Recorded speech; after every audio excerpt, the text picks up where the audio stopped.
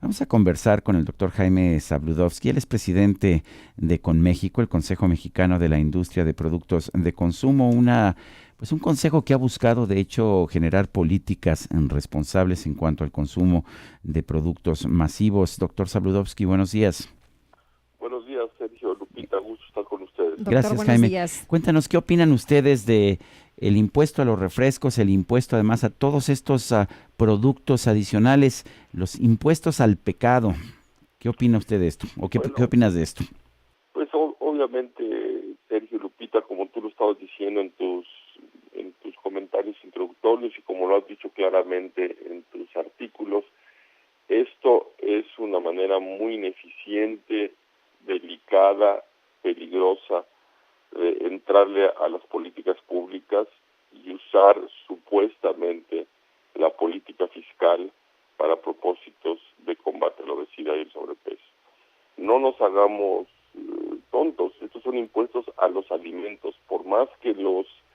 legisladores y los autores de estas reformas digan que no le están poniendo impuestos a los alimentos, le están poniendo impuestos a los alimentos a una muy buena parte de la canasta eh, cotidiana importante de los consumidores mexicanos, y lo están haciendo de la manera más ineficiente, regresiva, injusta y delicada, porque además de todos los efectos que tú ya mencionaste, Sergio, se les olvida que muchas de las empresas que van a ser afectadas por estos impuestos, bueno, primero tienes en un extremo pequeñas y medianas empresas que hacen dulces, chocolates, botanas, que pues van a estar indefinición jurídica ante estas cosas que son pues realmente muy perversas. Y en el otro extremo tienes a grandes empresas, a las líderes en la producción de estos artículos en el mundo, que tienen marcas a las que les han invertido durante 100 o 150 años, en algunos casos más tiempo, y esto con una ligereza se les estigmatiza, se les pone del banquillo a los acusados, cuando estas marcas pues son inversiones de mucho tiempo,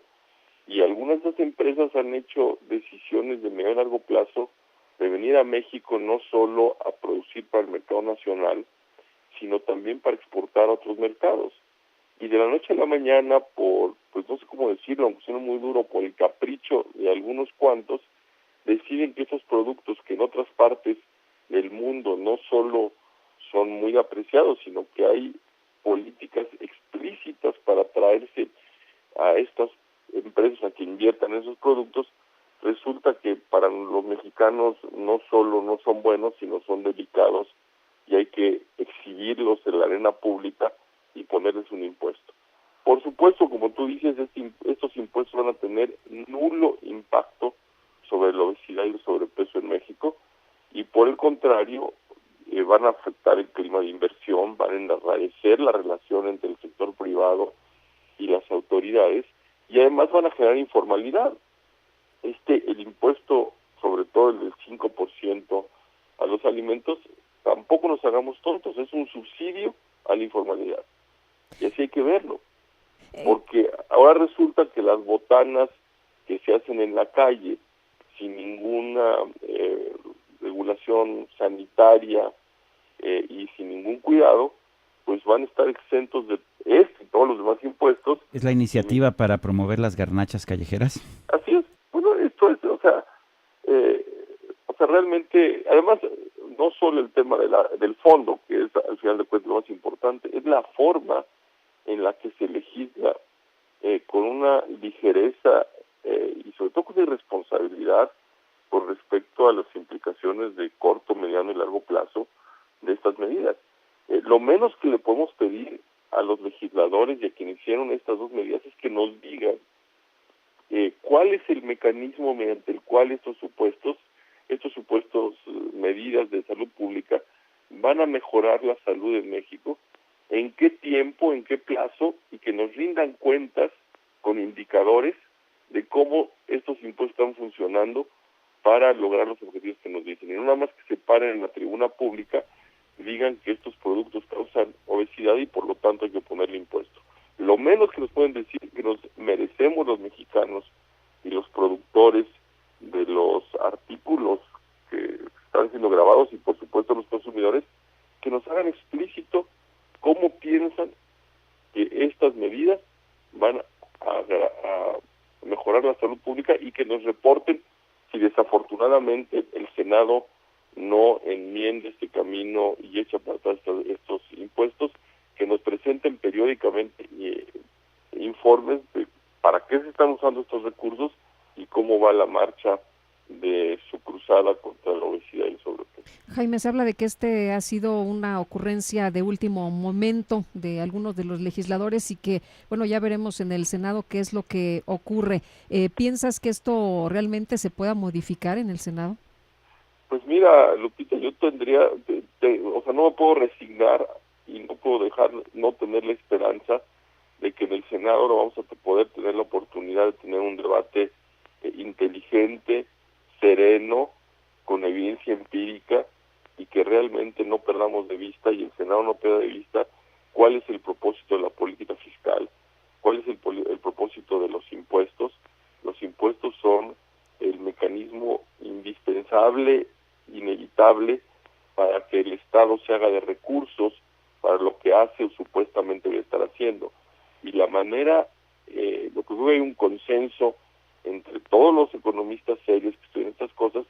es que los impuestos, que son un mal necesario e indispensable, deben ser puestos de la manera más neutral posible y la manera en la que haga menos daño a las decisiones económicas de los agentes. Y de esa manera, por eso en su momento, la industria, empezando por México, dijimos que la solución era un IVA generalizado, sin excepciones, probablemente una tasa baja, porque un IVA generalizado sin excepciones es neutral a las decisiones económicas y no afecta los precios relativos y no da señales en direcciones contrarias. Y lo que está haciendo, por el contrario, es hacer un trabajo presuntamente fino de escoger ganadores y perdedores desde la tribuna fiscal. Ganadores y perdedores no solo como productores, sino también como consumidores. Entonces yo espero que el Senado nos abra una ventana de serenidad y prudencia y veamos todo lo que está de por medio en este esfuerzo de reforma hacendaria y que no prevalezcan estas medidas que suenan muy bonitas y son muy glamorosas y llenan de desplegados los periódicos porque supuestamente con esto ya se acabó el problema de obesidad y sobrepeso en México, pero realmente creo que se está perdiendo de vista las implicaciones de corto, medio y largo plazo en México y las señales que le damos al extranjero de cuál es el clima de inversión en México y el tipo de entorno que le estamos dando, en algunos casos, a los principales productores de alimentos del mundo. Las empresas que están siendo afectadas, en particular las de Conméxico, son las principales compradoras del campo mexicano. Son las principales proveedoras, por supuesto, del súper, del autoservicio, pero también del changarro y de la tienda de la esquina. Y todo esto está haciendo porque presuntamente son las que producen los productos, valga la redundancia, que hacen que los mexicanos tengamos problemas de obesidad y sobrepeso. Yo creo que no es tarde para que hagamos una reflexión seria y mesurada de qué es lo que queremos hacer con nuestros impuestos y para qué queremos nuestros impuestos y dejemos a un lado pues la retórica y la cacería de brujas. Bueno, pues Jaime Zabludovsky, gracias por hablar con nosotros. Al contrario, gracias a ustedes. Hasta luego, muy buenos días. El doctor Jaime Zabludovsky es presidente del Consejo Mexicano de la Industria de Productos de Consumo.